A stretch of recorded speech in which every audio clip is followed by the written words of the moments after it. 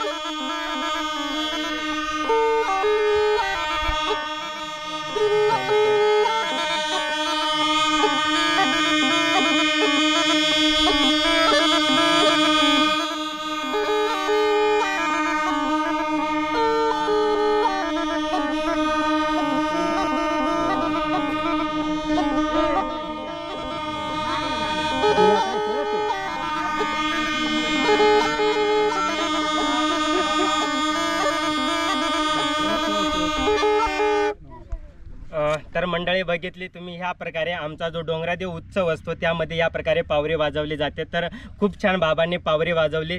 थांबूया मंडळी याच ठिकाणी, भेटू पुन्हा अशाच एका नवीन व्हिडिओमध्ये। तोपर्यंत धन्यवाद।